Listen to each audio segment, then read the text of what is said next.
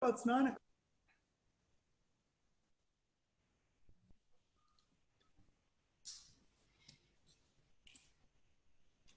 You both survived homeschooling?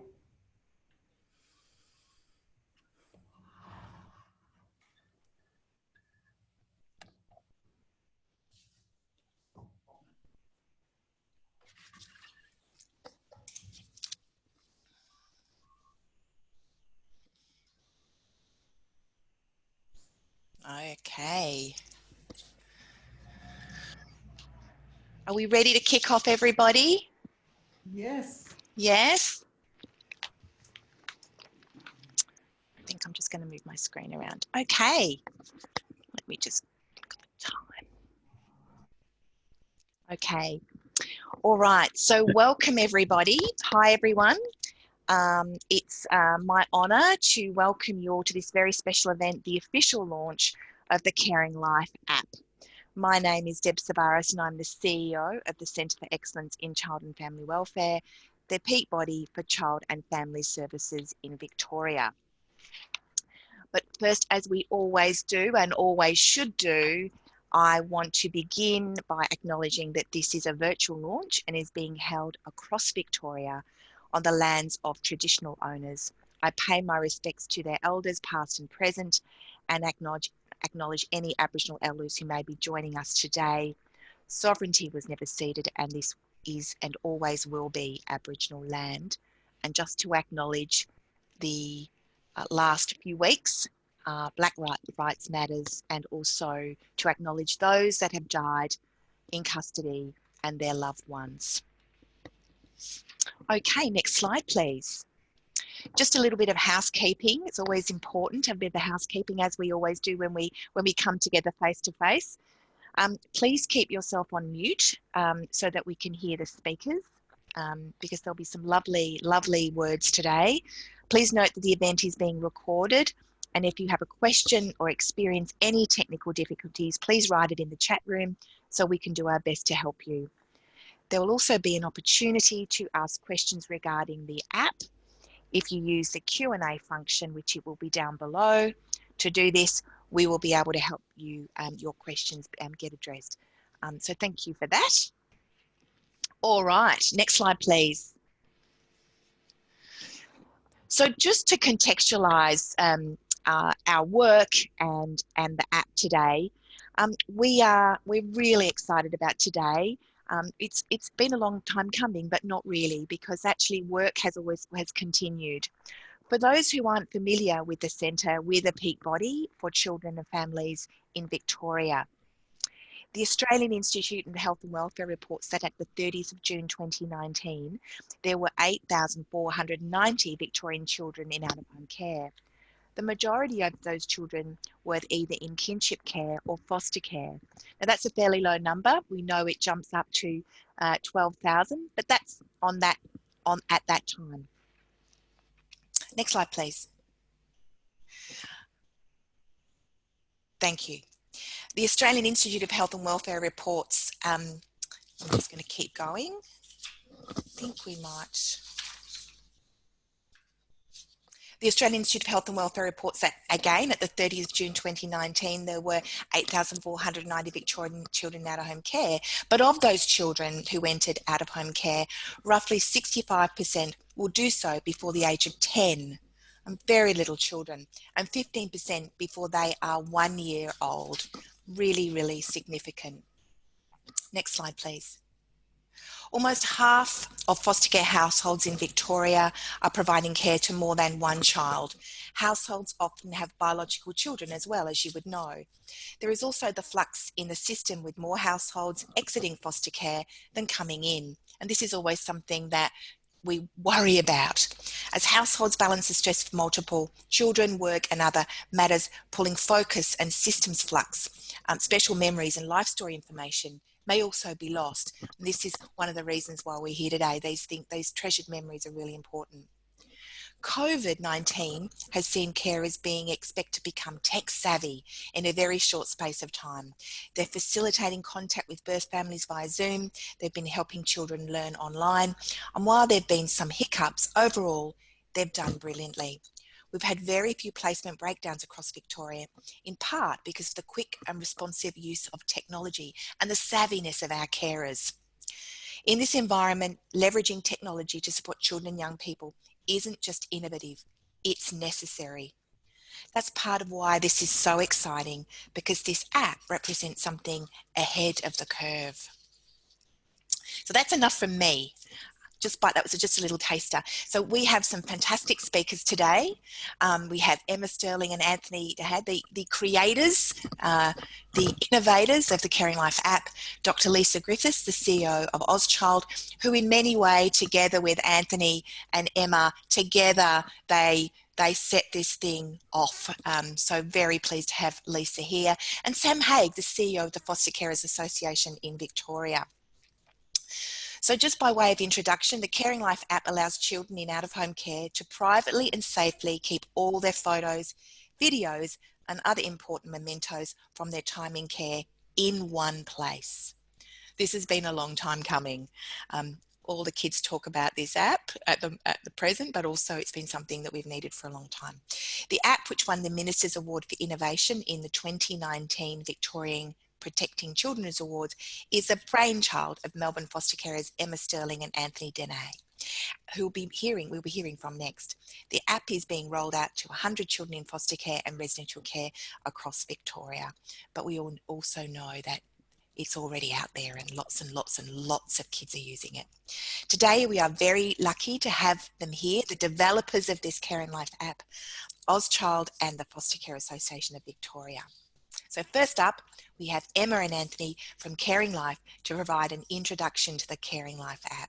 I want to say that in sitting down with Anthony and Emma, they've got lots of things in the pipeline. Just their minds are constantly thinking about the next innovation. So it's really exciting to know them, call them friends, and work with them.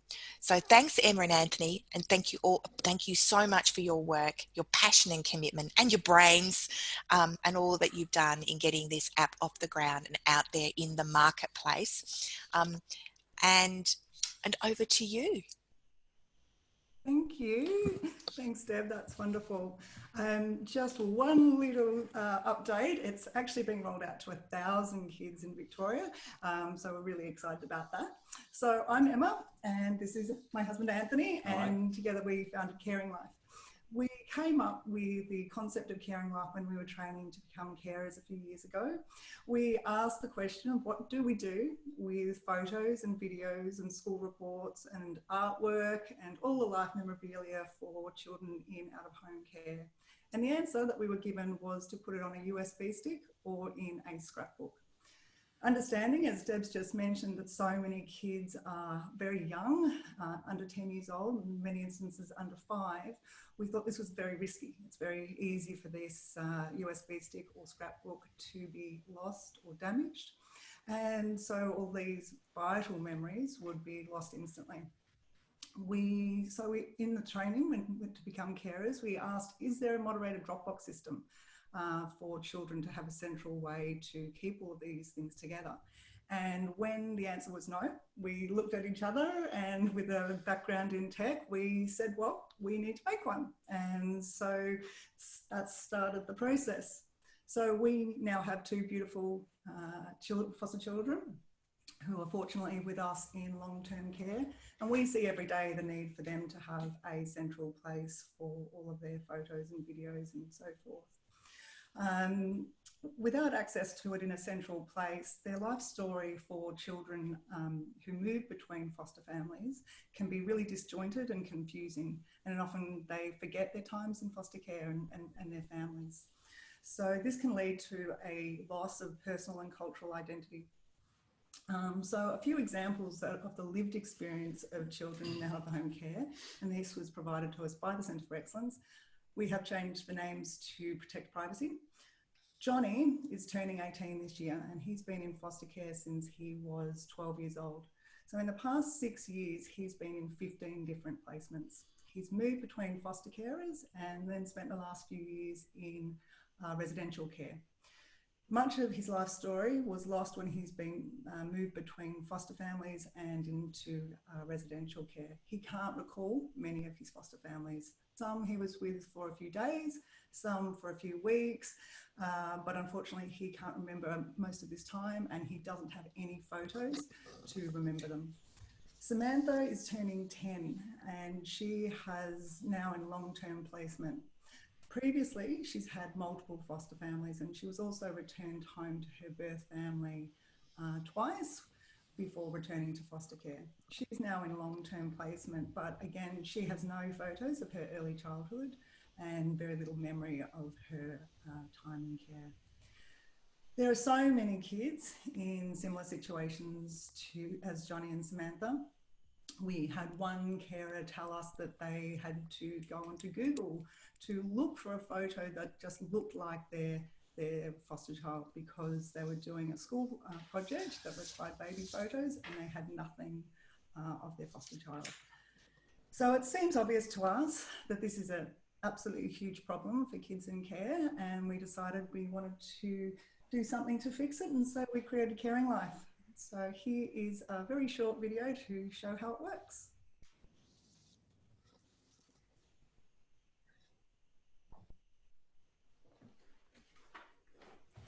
We have that video there. We'll just talk.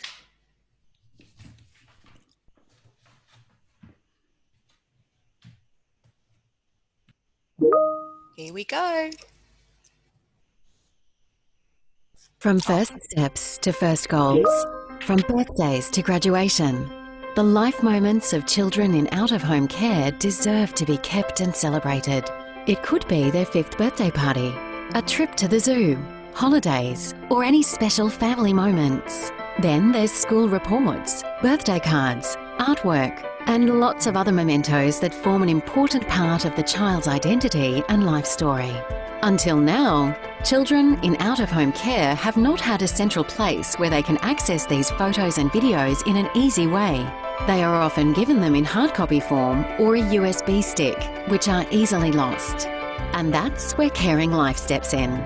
We've built a brand new online platform and app for children, carers, agencies and case managers to load, moderate and see the photos and videos. Carers can add this content for the children and create captions to give them context. The children have access to everything added by their carers. They can also add content so they can actively create their own life story. Case managers are able to see the content, giving them the opportunity to review and moderate it if necessary. CaringLife is dedicated to ensuring complete data privacy. That's why we use the latest security protocols, and all the content is stored in Australia. Join us in creating and celebrating the life stories of these amazing children.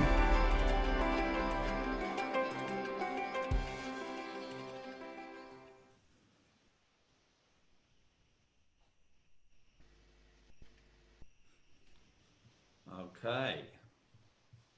Well, thank you, Deb, for those kind words. We are very humbled to have received incredible support and collaboration for the development of CaringLife.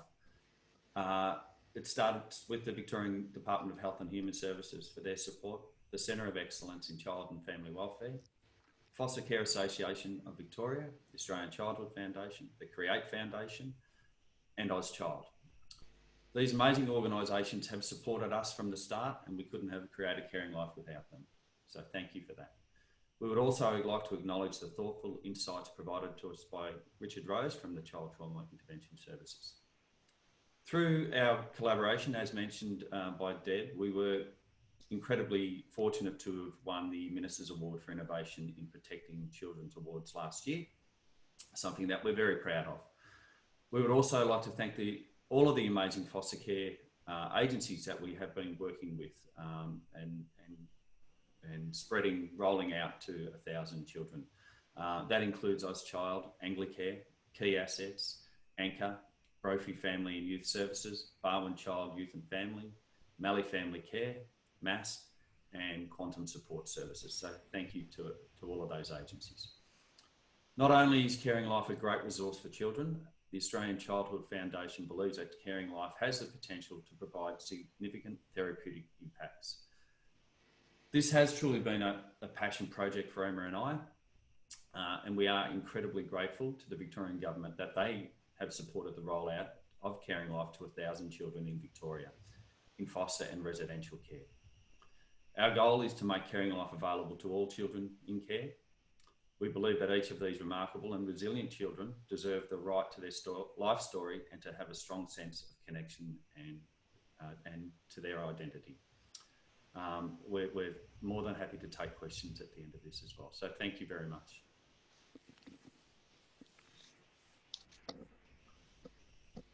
Okay.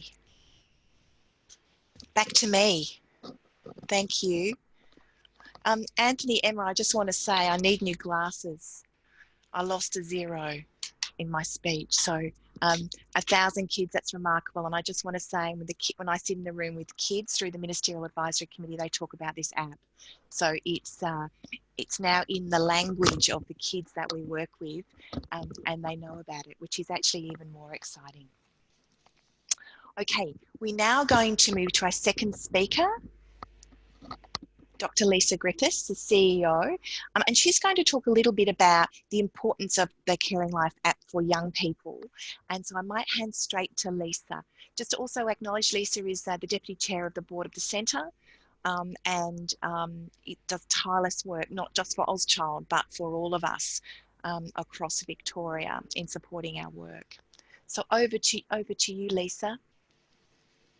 Thank you, Deb, and good morning, everybody. It's really wonderful to be here today in this virtual world we find ourselves in. And of course, I would like to start by paying my respects to all the traditional owners of the various lands on which we all meet this morning. And I thank those elders, past and present, for keeping these lands and, of course, for sharing their rich history with us through the land, the sea, the sky, and, of course, through stories, symbols, and through Dreamtime. And I acknowledge that all of our Aboriginal colleagues, I acknowledge you all that join us today, and may the children of today lead us to a better tomorrow. Now, of course, I will always thank our host, the Centre of Excellence, who in Child and Family Welfare, where I am a very, very proud board member, and really, really proud of the Centre's profound and enduring work, because the Centre always puts children and families first and is always at the heart of everything we do. And it's a great credit to the Centre, and thank you, Deb, for your leadership. I also acknowledge Sam Hauge, of the CEO of Foster Care Association of Victoria, is joining us today, and the exceptional support that they give to our carers. And if you operate an organisation to support children who can't safely be with their family and need to go into the foster kinship or residential care system, but particularly into the foster care system, then let me remind you that carers must also be at the heart of all we do. And that's why we're here today, because two of OzChild, and I'm proudly going to say that, OzChild's two incredible foster carers, Emma Stirling and Denahy, decided to open their hearts and home and provide love, safety and security to foster children. And in doing so, wanted to ensure that the children that were in their care really, really thrived. And with that, with much of their creativity, innovation and determination, might I say, along with a lot of blood, sweat and tears and hours and days and weeks of hard work, they created this incredible application out of real passion and love for the children and young people who needed it. And as we already heard, to in a way to privately and keep safe all their photos and videos and important mementos for their time in care. And it wasn't easy to achieve that. And I just loved the little video piece that we saw this morning, and I think we should send it nationwide. Now, if any of you ever take the time to listen to children and young people about what's important to them, and Deb mentioned the Minister's Advisory Group, where the Minister takes time to listen to young people, if you truly absorb what they say, let me tell you that life will be a little simpler. Now, don't get me wrong, you may think I'm a pushover because I've just caved into my own son's latest request for a fire pit in the backyard so he can roast marshmallow with 4 of his friends, so we are COVID safe. And maybe I am able to do that, but my son has the privilege of being able to ask. My son has the privilege of being able to request, and he has the privilege of being able to dream. But when children come into care and their world is turned upside down, their asks and their requests and their needs and their wants actually disappear. And there's an incredible young man, Shane, who spent most of his life in foster care with us at OzChild and went out into the world and made a success of himself, including authoring his own autobiography on his life in care last year. And in his book, he said that he always had these feelings when he was in foster care of being disconnected, not knowing much about himself, his identity, and who he truly was, and not belonging. And when he turned 18, he wanted to make sense of this and truly discover who he was, as he had no treasured memories that he could easily turn to. So instead, when he was 18, he didn't have the CaringLife app. He didn't have a USB. In fact, he got to read his case notes. And then in reading his case notes, he had to put together the pieces of his life that were really quite traumatic for him. And if we think about our own experiences, of course, where we've got our own photographs, our school reports, those letters that we saw, certificates, memories, how many of them do we come across every day? Just a little handwritten notes sometimes that we get from friends, little birthday cards.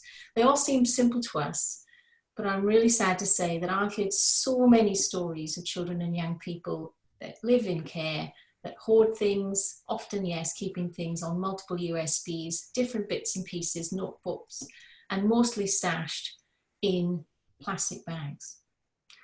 Now in Australia, Deb's talked about the data in Victoria. If you spend more than 6 months in care, you're likely never to go permanently back to your birth family. And 41% of children currently in out-of-home care have been there for more than 5 years. And in multiple studies on placement changes, it tells us that 40% will experience between 2 and 5 placement breakdowns, which means they're moving constantly within care. And between 6 and 10 will move, 14% will move 6 and 10 times, but a whopping 32% will have more than 11 placements. So 32% of our kids that live in long-term care will move more than 11 times. So for children, once you're in care, statistics don't bode well for you to be able to ask, request, and to dream.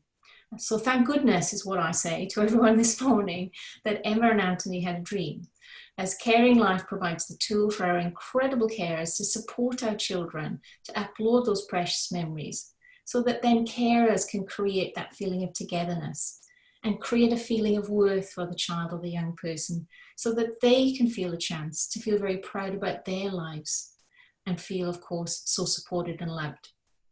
Now, the app means that throughout their journey, children and young people can create a sense of their own identity. They can give themselves those childhood memories that we all, of course, enjoy looking back on as we grow older.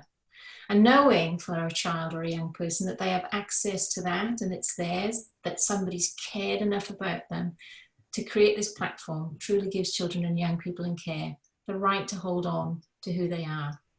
So having access to their own memories and having access to childhood memories is something myself as a parent and those online with children take for granted. So ensuring our kids that are in foster care have their own private access to memories they can create through this incredibly safe and private platform, and such an innovation, for my mind, is an absolute right for every child that enters care across Australia. It seems like a real simple solution, but don't think that Facebook or Google or any of the apps you use today didn't come to life without tons of hard work behind the scenes. So the work and effort and commitment that Anthony and Emma have put into this is astonishing. So I'm voting them for a much bigger award than what they've won. I think, we should be voting them to get into the Queen's Birthday Honour list next year. So thank you, Emma and Anthony, for caring enough about what really matters to children and young people. It's such a privilege that you're OzChild foster carers and that you've brought this app for children and young people to life. Sure, if you can hear us, but thank you. Oh, thank you, Lisa. And Lisa really articulated one of the reasons that Anthony and Emma did this, I mean, it made such good sense. But as developers running their own business, it just it's a testament to you that you jumped in there and developed something so magical. So thank you very much, Lisa. I'm sure that at the end of this, we're going to have some great questions, hopefully, from those that are on this webinar.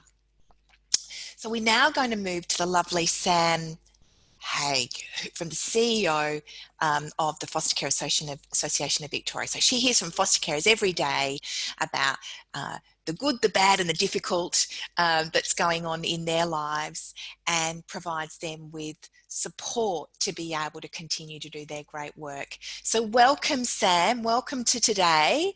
And hopefully you're going to give us also talk to us a little about how you view this app and how valuable it'll be for the carers here in Victoria and what they're already saying about it, because we know it's already out there being fully utilised. So over to you, Sam. Thank you, Deb. Thank you, everybody. I would just like to start by acknowledging that the work that we work on the traditional land of the Kulin Nation. Sam, can I just stop you for a minute, because there's sort of a bit of noise going on that's sort of like you're in a wind tunnel. I don't want you to go too much further without, see if we can correct it. I might just turn off my heater. I'll just, one sec. Oh, okay.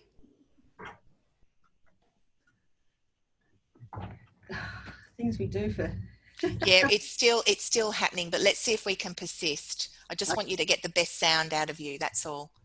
Yes, okay, thanks. Yep. So we work on the traditional land of the Kulin Nation and acknowledge the Wurundjeri people, who are the traditional custodians of this land.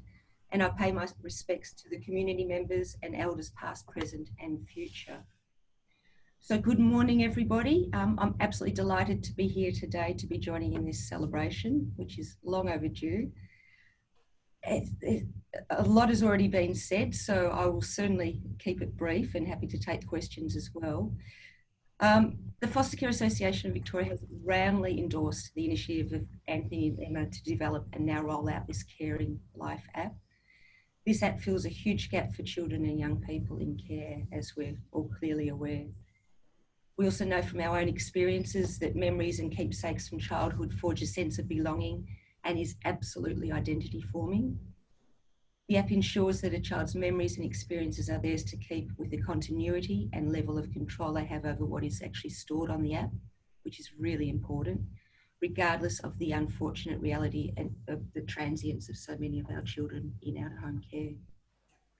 There's also been a really long-held wish of foster carers that they have a place where they can ensure that the children and young people who come into their care would get to keep hold of the certificates, the photos, the memories of their childhood. I know as a foster carer myself that I've long held this wish, and I've been one of those that have collected scrapbooks and tried on USB sticks, and it's really hard, and giving it to the children and then you don't have a copy for yourself, and very, very difficult. And we've had countless calls here at the Foster Care Association about carers and what to do in those kind of situations. Desperate for wanting something to be done in this area.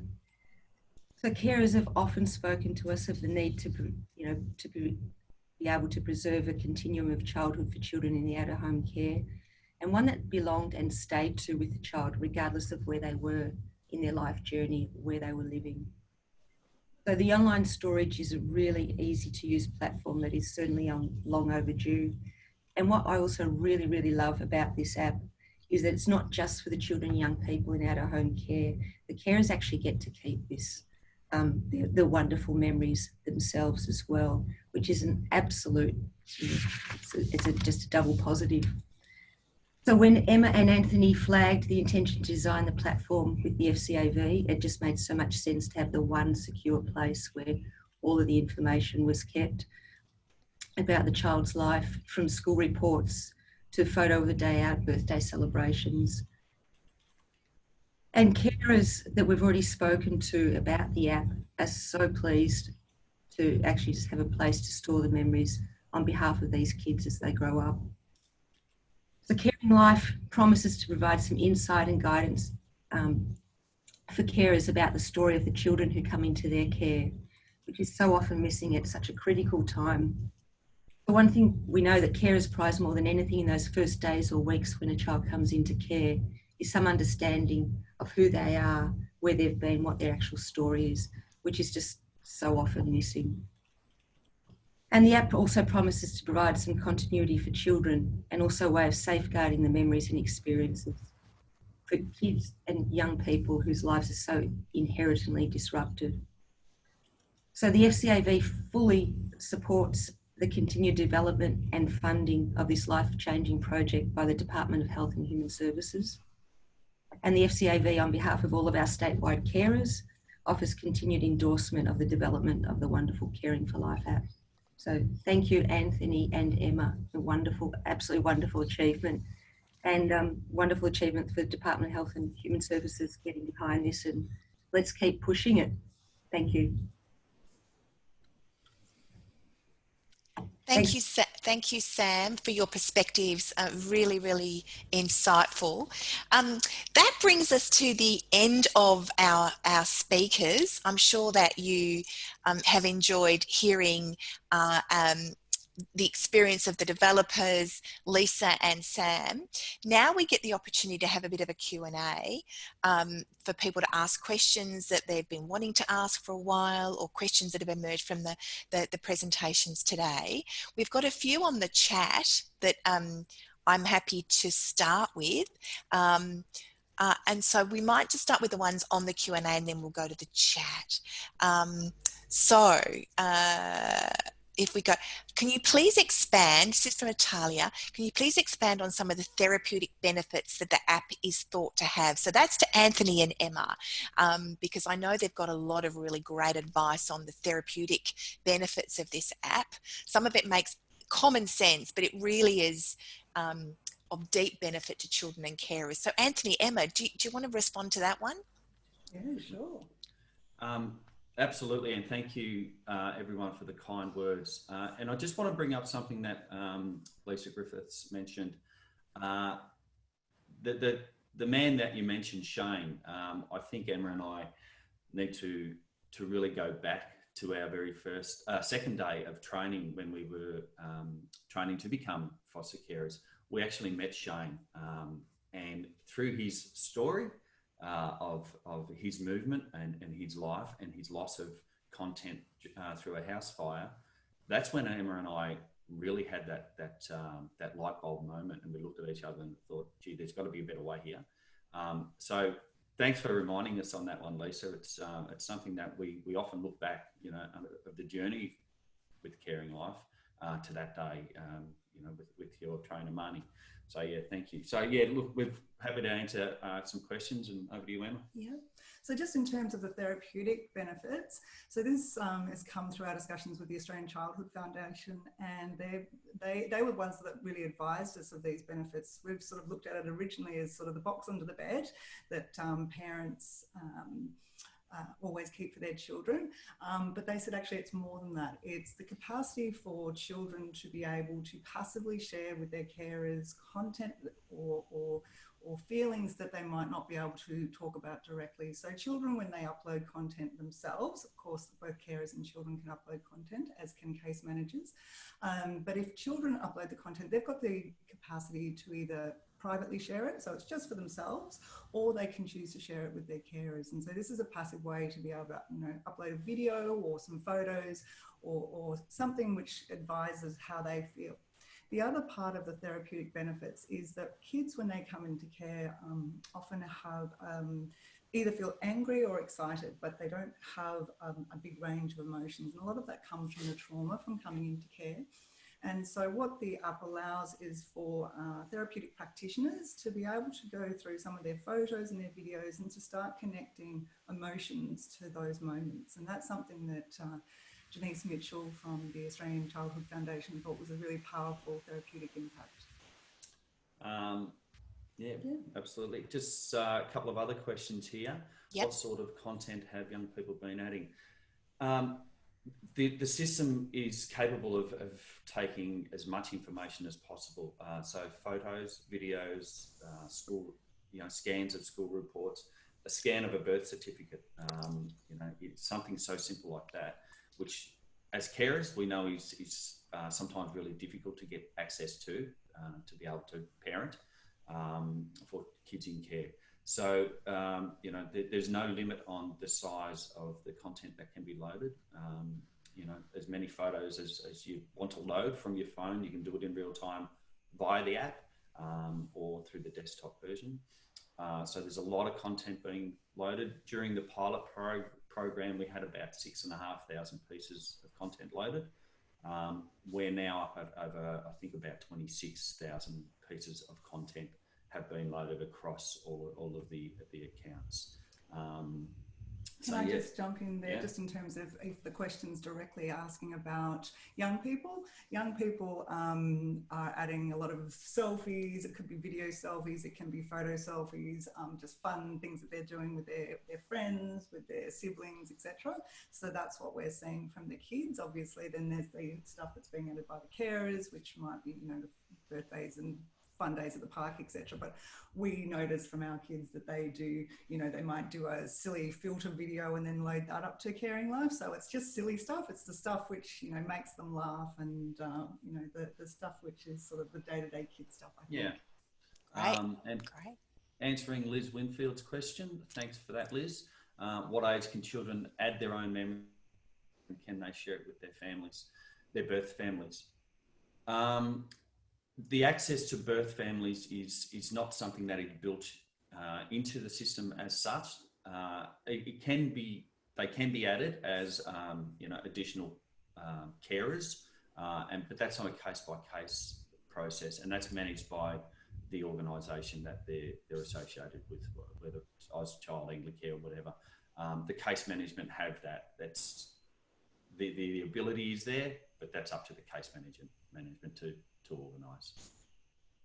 We've got one from Sam here, Anthony, for Sam actually, about how user-friendly, Sam, are the carers saying the app is? Yeah, I know that we've spoken to a couple of carers who said it's been quite easy Great. to use. And apart from that, not a lot of feedback, but I actually take that as a real positive. We sort of only get those calls when, you know, are difficult or a little bit tricky. So yeah, I sort of take the silence that there's not too many issues, but certainly the two that I know of have honestly found it, you know, very easy and absolutely rewarding. And like I said, they get to keep the memorabilia themselves, so it's just an added bonus. Can I just answer that too, a little bit about the usability of the app? Yes, that's great, Emma. Keep going. Yeah, sorry. Just about the usability of the app, we designed the app to look and feel a lot like Instagram. So it really needed to be cool for the kids, but it also needed to be incredibly user-friendly for the carers to upload content. So it literally feels like Instagram for both the carers and the kids. So it's designed to be incredibly easy to upload content and videos. So there's not a huge learning curve for the kids and the carers. It's incredibly simple from the start. That's great, Emma. So Emma, there's a couple more comments in the chat. One is about the rollout. I think it's from Rob Ryan. Hi, Rob. And the other one is really about the application of this for all children and young people. So there's a couple of questions there for you both. Okay, well, we'll go to Rob. Thank you, Rob, and thank you so much for all of your support. You've been fantastic, and we've really appreciated that.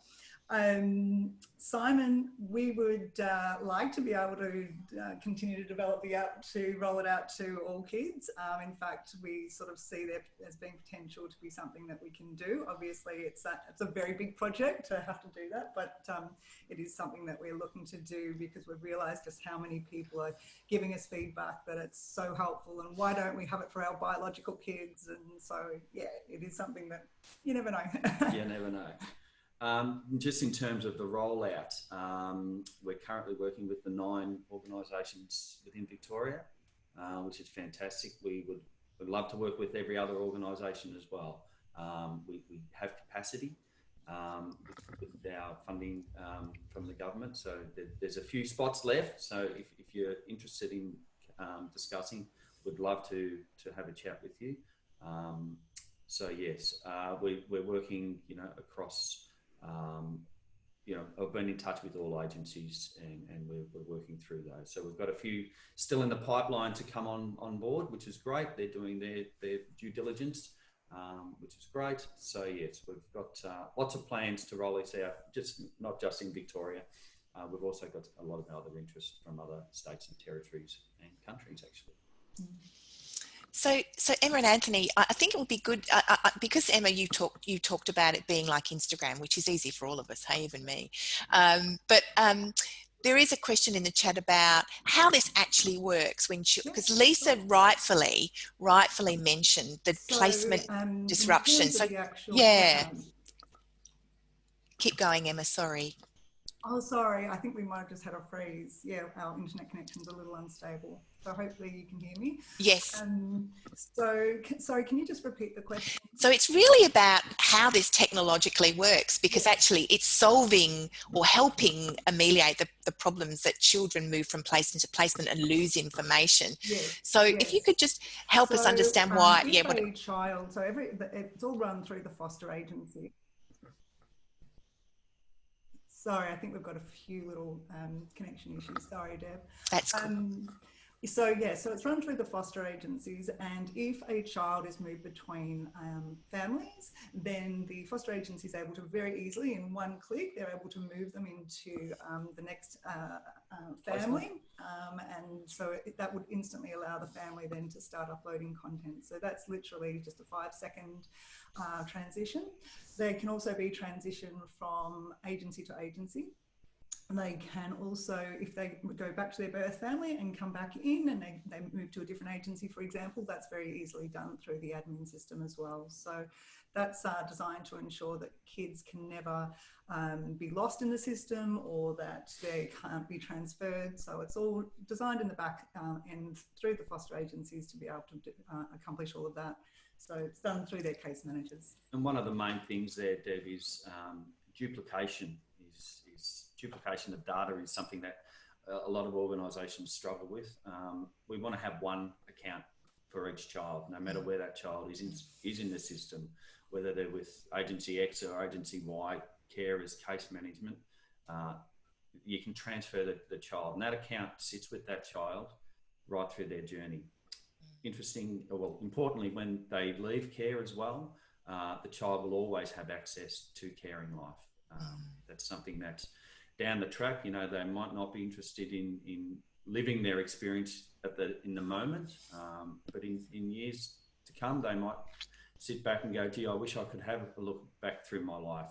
I know if there was a system in place, they can contact the centre or the agency and then come back to us and we can give them their login details again or recreate their login details. So those memories aren't lost, no matter where they are. Fantastic. It's really important. There's a question from Alex about evaluation. Does the current rollout include an evaluation component, Anthony and Emma?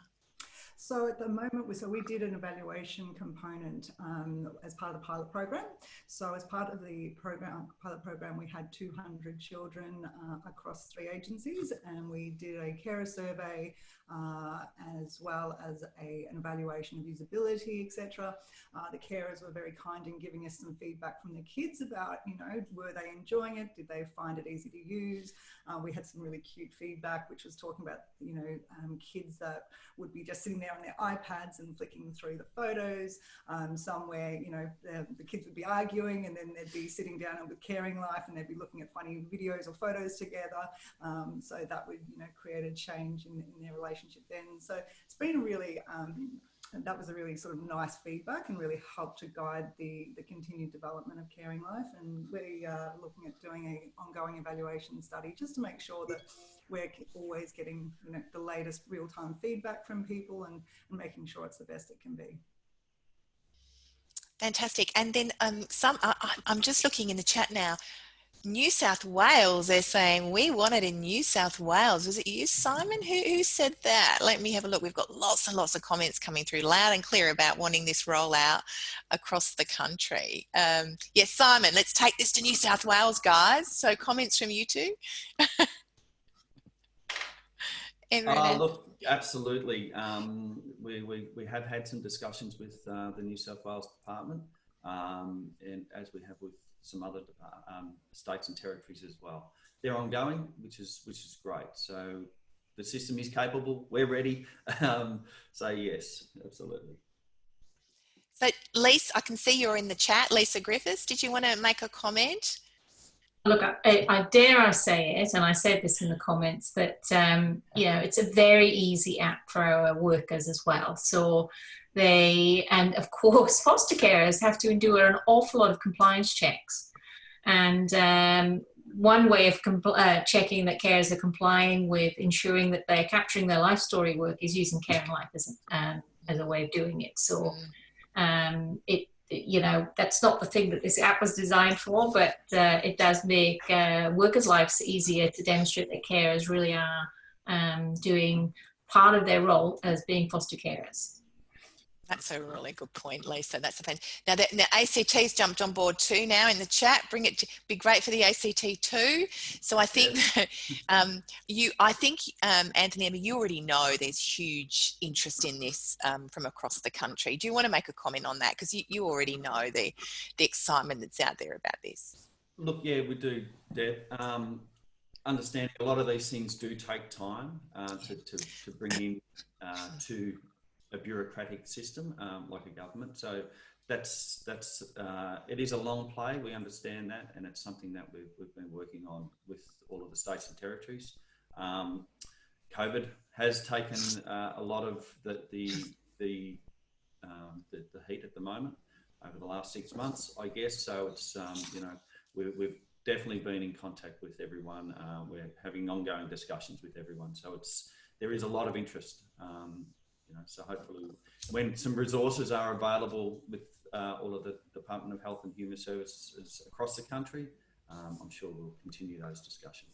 Really great. And there is one final, I think we'll have this final question, but there's a huge controversy now about, there has been for some time, about data security, Emma, and I know that you get asked this question a lot. I've been in meetings with you where this has been asked.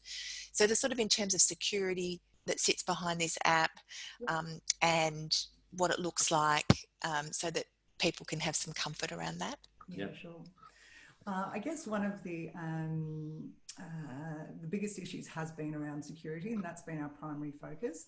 So when we built the app, we get something which is called a pen test, which allows what's called ethical hackers to try to break the system. And so we got 200,000 hacking attempts over 4 days, and it came through very secure. There's a lot of different security protocols that we adhere to that was listed on the video, but we're happy to send those through if anyone has any specific requirements around that. And the data for Australian children is hosted in Australia. It's hosted on cloud servers in Sydney. So that is an absolute requirement for the use of the app, is that it's hosted in Australia, that it's not in any way hosted internationally or in the United States, for example. So that's for Australian kids. And so yeah, it's the security process has been probably the biggest issue that we've worked through and made sure that it's compliant. And we were really lucky to actually work with the DHHS, their cybersecurity team, who assisted in the development and made us reach a certain standard, which was great. And that's world's best practice level of security there as well. Just one last question, and I'm sounding clever, aren't I? So how is it downloaded? Is it Android or Apple, or what am I? It's both. It's both, and it's also available on desktop for those carers that don't have access to a mobile phone, and there are some more, I guess, elderly people who prefer to use it on a computer or an iPad. So it's on all different devices. So fantastic. Now look, I think I'm going to wrap us up. It's we're 56 minutes in. We've had a fantastic discussion. I want to say it is a privilege working with both of you. I think that I think for those in the department to understand that amongst our carer and worker population, we've got some brilliant minds that can bring solutions to things that are long overdue. I know this particular one has been something that has driven us all crazy for a long period of time. I suspect Anthony and Emma, you jumped in, you managed all the barriers with decorum, and you didn't seem to be frustrated at any point in time. And I have to say, there are people that have tried and failed to develop these things, and you have done the most amazing job to the benefit of kids and carers. And that's really, really what matters. You're also gorgeous foster carers, and we love hearing about your kids, and are a credit to the system, really, in terms of ambassadors for the system. So thank you for allowing us to be part of hosting this launch in a virtual sense. This is being recorded today, and I'm assuming there'll be some plans to sort of make sure that those that couldn't be here today get to see this launch, which normally doesn't happen, you see. Like, this launch will be able to be watched by others. There's lots more work we're going to be doing together, and thank you so very much. Thank you to Lisa, thank you to Sam, thank you to my team for organising the launch, and for making sure that we haven't had any technical hiccups. It's gone pretty smoothly. Thank you to all of you out there that I can't see, because this isn't a standard Zoom meeting, for coming along and participating and celebrating with Emma and Anthony what has been an incredibly symbolic project that breaks through lots of barriers here in Victoria. We're pretty proud of what we do here in Victoria, and we're very proud of this app. So thank you to all of you. I hope you have a great weekend, and please stay safe and take care. Thanks, Deb. Thank you.